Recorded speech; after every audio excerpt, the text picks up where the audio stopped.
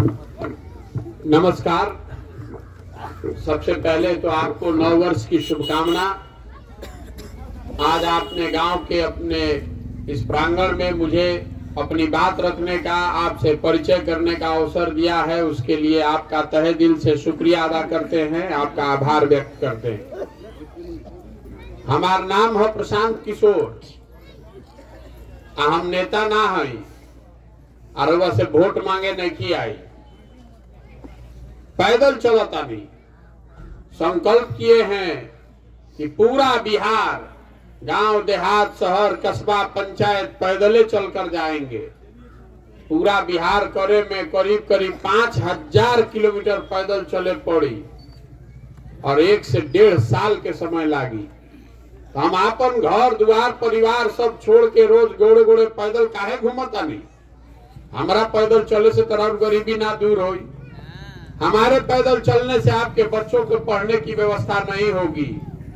हमारा पैदल चले से राउर यूरिया के दाम 277 में यूरिया ना मिले लागी, राउर धान 2000 में ना बेचाई, राउर लइकन के पढ़े के व्यवस्था ना हुई, व्यवस्था खातिर अस्पताल दवा दारू के व्यवस्था ना हुई, लइकन के रोजगार ना मिली। तो हम पैदल काहे चलता नहीं? पैदल ऐसे चलता नहीं कि आज से 40-50 साल पहले भी देश का सबसे गरीब और पिछड़ा राज्य था बिहार, और आज भी देश का सबसे गरीब, सबसे पिछड़ा, सबसे ज्यादा अशिक्षित, भुखमरी और बेरोजगारी वाला राज्य बिहार ही है। ये सुधर नहीं रहा है। वह इतना दिन से अलग अलग दल और नेता के वोट देता नहीं, अलग अलग सरकार बनावता नहीं। बहुत दिन तक रवा कांग्रेस के वोट देनी, फिर लालू यादव की सरकार बनल। 17 साल से आपने नीतीश कुमार को भी बैठाया है, दिल्ली में नीतीश मोदी जी पर भी दाव लगाया है, लेकिन बिहार के दुर्गति बाकी सुधरत नहीं के। काहे नहीं के सुधरत हो बतावे चलल बानी। जिस समाज का आत्मसम्मान, आत्मगौरव खत्म हो जाए उसका पतन निश्चित है। ये बिहार में लोगों का गौरव खत्म हो गया है, आपका आत्मसम्मान खत्म हो गया है। आपका अपना बच्चा, उसको पढ़ने के लिए स्कूल नहीं है, उसको भर पेट खाना नहीं मिल रहा है, आपके लड़के के शरीर पर कपड़ा नहीं है, आपका बच्चा पढ़ लिख के घर में बैठल बा, ओकरा रोजगार नहीं के मिलत, लेकिन नहीं जाके आदमी पर कोनो असर नहीं के। 5 बरिस बैठ के बतियावता नहीं कि बिहार में कितना भ्रष्टाचार बा, सड़क नहीं के, स्कूल नहीं के, खेत में पानी नहीं के, फसल के दाम नहीं के, लेकिन जहिया वोट होता वो दिन सब बात भुला जाता। वोट के दिन तो आदमी के 4 बात याद बा, हमार जात का बा, के हमारा जात के खड़ा बा, चलो ओकरा के दे दिहल जाओ। वो दिन ना याद रही कि लड़का के खाए के मिलता कि नहीं खे मिलत, कि लड़का के रोजगार बाकी ना। जे जात से बच जाता ओकरा के हिंदू मुसलमान भारत पाकिस्तान को के वोट लिया था, आज दोनों से बच जाता तो कहता कि जाए दी भैया कतनो खराब बा न, और लालू जी के जो अपराध वाला राज रहे वो ना चाहिए। तो लालू जी का जो अपराध का जंगल राज था उसके डर से आदमी जाकर भाजपा को वोट दे रहा है। और चौथा हमने के मुसलमान भाई लोग बा, ये लोग कहता कि जाए दी जी ही चाहे मौरी, बिहार में भाजपा के तो वोट दे ना सकी।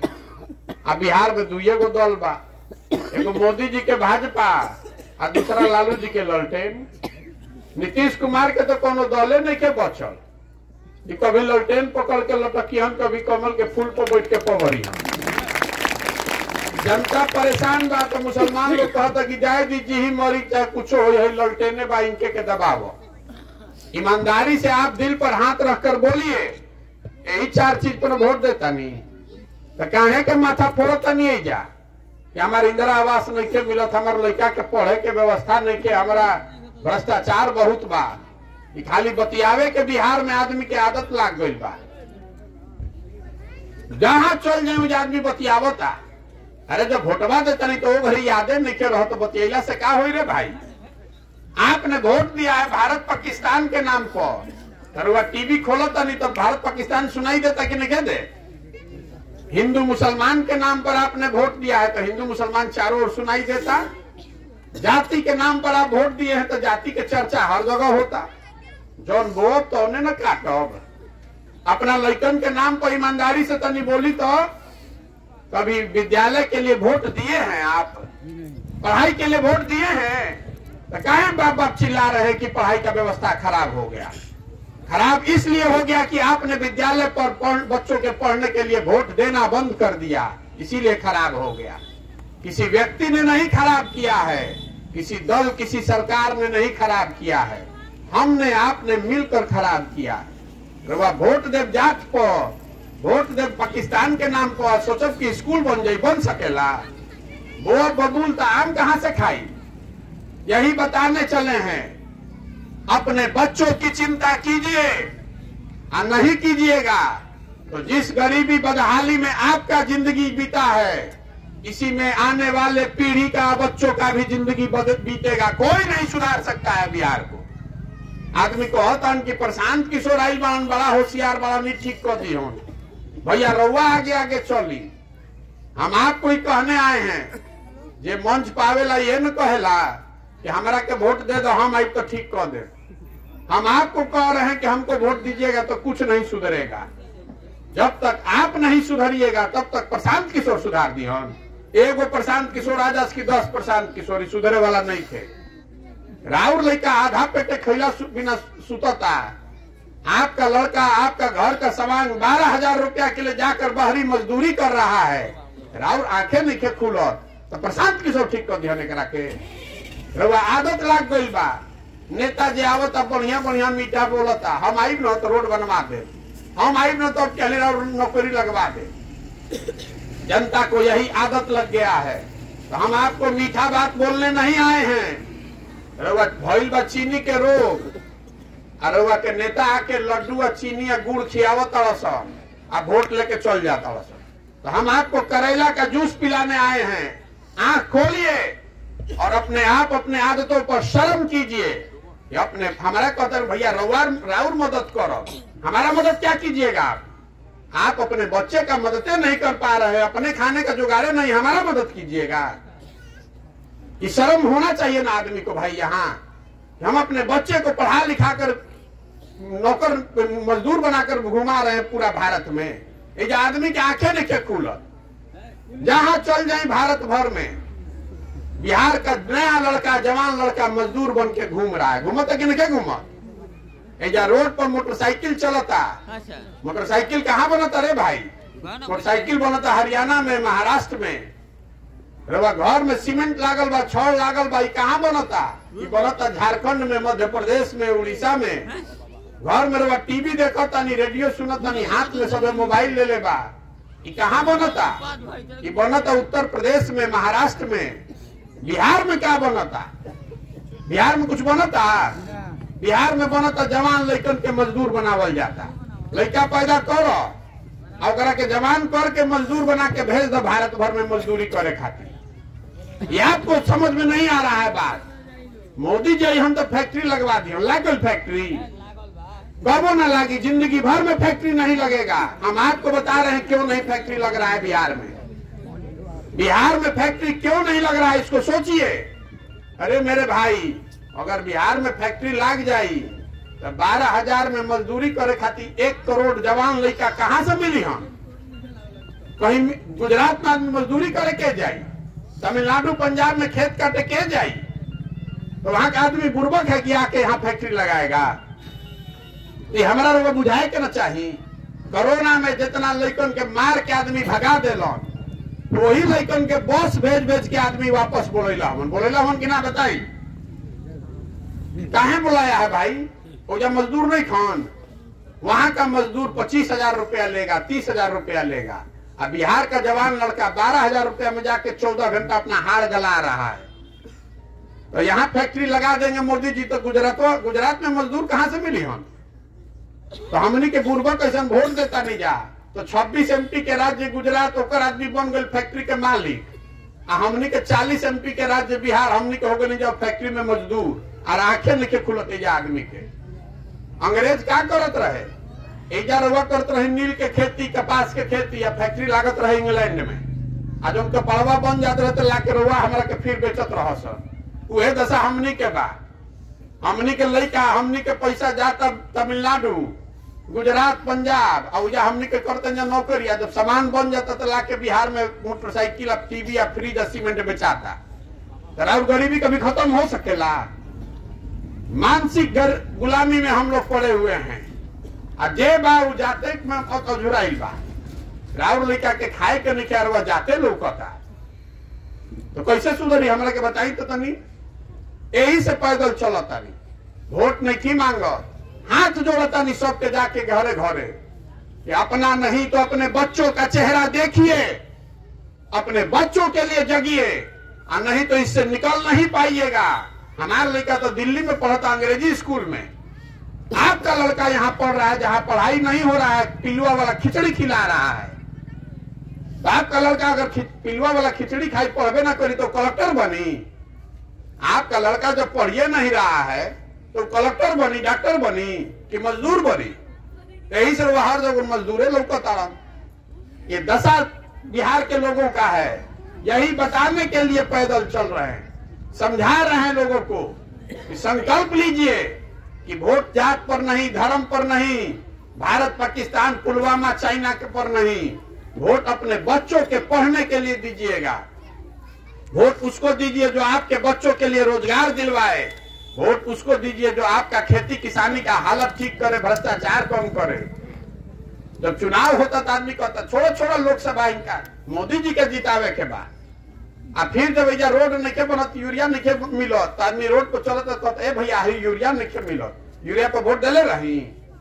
वो गरीब तो कहनी कि पाकिस्तान के सबक सिखावे के बाद तो दे दो पाकिस्तान को सबक सिखावे खातिर, तो यूरिया खातिर काहे बाप बाप करता? अरे भाई 800 रुपया घरे घर से मोदी जी के वोट हमनी के दिले बनी जाता, सिलेंडर के 1250 रुपया पाकिस्तान के आदमी दी, हम ही लोग को देना पड़ेगा। जैसा वोट दबाइएगा वैसा ही फल पाइएगा, यही बताने चले हैं। आदमी कहता कि भैया इतना सब बुझाता, विकल्प ना रहे बिहार में। एगो दोनों तो नागे नाथ सांप नाथ है, जेकरे के देता नहीं जब वह ठगता। रउआ विकल्प बनाई तो विकल्प हमरा बनावे से बन जाई। आदमी कहता प्रशांत जी रउआ दल बनाई, तो हमको दल नहीं बनाना है। पहले से जब 50 आदमी दल बनैले बा, बिहार में दल कैसे बनेला? जे दल बनैलस उहे हो गए दल के नेता। अयो कह दिलस कि हमारा बाद होइहन हमार बेटा। आ तू जरा कुल जना बिहार के आदमी झोला लेके झंडा लेके घूमा जा। दल उससे नहीं बनेगा, दल तब बनेगा जब जो बात महात्मा गांधी ने बताई, जो रास्ता महात्मा गांधी ने सिखाया, समाज के मदद से अगर दल बने, समाज के लोग मिलकर दल बनाएंगे तब बिहार में विकल्प बनेगा। यही से पैदल चलता नहीं कि गांव देहात शहर कस्बा से ऐसे लोगों को चुनकर निकालें जिस पर समाज का भरोसा है, जो चोर नहीं है, ठग नहीं है, गरीब बात तो कोई बात नहीं है, अगड़ा है, पिछड़ा है, हिंदू है, मुसलमान है, महिला है, पुरुष है, कोई दिक्कत नहीं है। और बाबूजी विधायक नहीं तो कोनो दिक्कत नहीं थे। जिसको समाज चुनकर निकालेगा उसी के पीछे अपना पूरा ताकत शक्ति लगाएंगे और आपके आशीर्वाद से उसको जिता कर लाएंगे, तब न बनेगा जनता का सरकार। बिहार खाली मुख्यमंत्री बदले से सुधरी? हजारों अच्छे लड़के वार्ड सदस्य जीतेंगे, हजारों अच्छा आदमी मुखिया सरपंच बनेगा, बीडीसी बनेगा, 100-150 अच्छा आदमी विधायक बनेगा, तब न बिहार सुधरी? खाली मुख्यमंत्री बदले से बिहार सुधरे वाला बा? नीचे से लेकर ऊपर तक व्यवस्था में धूल लग गया है। इसलिए आपको हाथ जोड़ रहे हैं, उठिए, जगिए, अपने बच्चों के नाम पर संकल्प लीजिए कि हम लोग के बच्चे, बिहार के बच्चे पूरे भारत में मजदूरी करने के लिए नहीं पैदा हुए हैं। हम लोग के बच्चे बिहार के बाहर जाकर मजदूरी नहीं करेंगे, ऐसी व्यवस्था बिहार में होनी चाहिए। पंजाब से, गुजरात से कोई आके जब मजदूरी करो था, आप रवा गांव में है या कोई मजदूर आवत था पंजाब से, गुजरात से, काहे नहीं क्या आवत? जो तो गरीबी बा, वहां पर भी भ्रष्टाचार है। झारखंड, मध्य प्रदेश से भी कोई आदमी आके जब मजदूरी कर रहा बा भैया, काहे नहीं के करत? वहां के सरकार कम से कम इतना व्यवस्था कर देले बना। देखो नीतीश कुमार के शराबबंदी के असर लौकता, नीतीश कुमार के शराबबंदी के जीता जागता उदाहरण बा। होम डिलीवरी वाला शराबबंदी हो, आवाज रुकते नहीं थे भाई साहब के। आ नीतीश कुमार के शराबबंदी लौकता, शराब के दुकान बंद बा, होम डिलीवरी चालू बा। ऐसा आदमी को हम लोग वोट देके मुख्यमंत्री बनाए हैं। घरे घर आदमी पी के सुबह में 12 बजे ढिमलाता, नीतीश कुमार के कहता कि पूरा बिहार में शराबबंदी लागू बा, कुल महिला लोग बुर्बक बन के नीतीश कुमार के वोट देता। तो आप बताइए कि बिहार में पिछले एगो सवाल पूछा था, नहीं बताई, पिछला 30-40 साल में आपने जिसको भी वोट दिया है, जिस दल को, जिस नेता को वोट दिया, सब ने आपको ठगा है। अब समय आ गया है कि बिहार के विकास के लिए, अपने बच्चों के भविष्य के लिए बिहार की जनता खड़ी हो और गांधी जी के बताए हुए मार्ग पर चलकर अपना विकल्प बनाए, जनता का विकल्प बनाए। रहुआ बताई कि जनता के मिल के विकास के खातिर विकल्प बनावे चाहिए कि ना बनावे के चाहिए? सबके बोले के हाथ उठाए, भाई कैमरा लागल बा, पूछता नहीं, फिर बताई, पूछब तो अब अभी हाथ नीचे करी, फिर से पूछता नहीं, सबके हाथ उठा के बोले के बनता आदमी को हम कि हमारे यहाँ आइले ना रहो, कही आइले हमारा यहाँ सुतल कहीं बोरसी बैठ के तापत हो ना सुनल ना कही कि हमारे यहाँ आइले ना रहो। बिहार की जनता को मिलकर नया अपना विकल्प बनाना चाहिए कि नहीं बनाना चाहिए ना भाई? आदमी कहता कि भैया इतना तो बुझाता, लेकिन चुनाव कैसे जीतल जाए? इतना बड़ा बड़ा दल है, नेता है, पैसा वाला आदमी है, चुनाव कैसे जीतल जाए? तो हम आपको बता रहे हैं, जन बल के आगे कोई बल नहीं है। आप जिसका बटन दबाते हैं वही आदमी राजा बनता है। एक बार आप खड़े हो जाइएगा, अपने बच्चों के लिए खड़े हो जाइएगा, तो कोई नेता, कोई दल, कोनो समीकरण टिके वाला नहीं है। ये आप में ताकत है। और दूसरा बात जो हमारा के जानता मालूम है ओकरा कि प्रशांत किशोर के और कुछ आवे चाहे ना, चुनाव लड़ावे आवेला। 10 वर्ष में जेकरे हाथ पकड़ल बनी, जिस दल का, जिस नेता का हाथ पकड़े हूँ, कभी चुनावे नहीं हारा है। तो इस बार संकल्प लेकर आए हैं, कौनो नेता और दल का हाथ नहीं पकड़ना है, बिहार के जनता का हाथ पकड़े। आपको बिहार में नहीं देंगे। आप पैसे का चिंता मत कीजिए, समीकरण का चिंता मत कीजिए। आप गरीब हैं, अमीर हैं, कोई दिक्कत नहीं है। समाज अगर आपको समझता है कि आप सही आदमी हैं, तो आप आइए, सारा चिंता अपने भाई, अपने बेटे पर छोड़ दीजिए, हम व्यवस्था बनाएंगे। आप आइए और समाज के लिए, बिहार के विकास के लिए खड़े होइए। यही करने के लिए पैदल चल रहे हैं। रउआ से वोट नहीं मांगो, रउआ से चंदा नहीं मांगो, लेकिन देखी है पीछे पूरा नजर घुमा के कहीं एगो फोटो भी आपन नहीं लगैले। आपसे मांगने आए हैं आपका समर्थन और आशीर्वाद। ये कठिन काम है, पिछला 40-50 साल में किसी का हिम्मत नहीं पड़ा है कि ये काम बिहार में करे। ये काम होगा ऊपर वाले की कृपा से और आपके समर्थन और आशीर्वाद से। अगर आपको लगता है कि जो काम हम कर रहे हैं ये बिहार के समाज के भले के लिए है, हमनी के लड़कन के भविष्य खातिर बा, तो एक बार हाथ उठाकर आशीर्वाद दीजिए। आशीर्वाद दीजिए कि इस काम को पूरा किया जा सके। है ना आपका आशीर्वाद? ओके ना प्रयास? एक अंतिम बात, हमने के बहरी जाता नहीं जाए तो कहता सन बिहारी मतलब बेवकूफ, बिहारी मतलब अनपढ़, भिखारी। ये शब्द बिहारी गाली बन गया है। हम लोग बेवकूफ लोग नहीं हैं, बिहार के लोग बेवकूफ नहीं हैं। यहाँ के नेताओं ने, व्यवस्था ने हम लोग को बेवकूफ बना दिया है। ये ज्ञान की भूमि रही है बिहार। इस मिट्टी का गौरव करना सीखिए, जहाँ पर आपके, हमारे बाप दादा, पूर्वज पैदा हुए। भगवान को भी यहाँ आकर ज्ञान मिला है। इस मिट्टी का गौरव करना सीखिए। हम लोग गाली सुनने के लिए नहीं पैदा हुए हैं। पूरा भारत में बिहार का लड़का मजदूरी करने के लिए नहीं पैदा हुआ है। ये संकल्प लीजिए और अच्छा व्यवस्था बनाइए।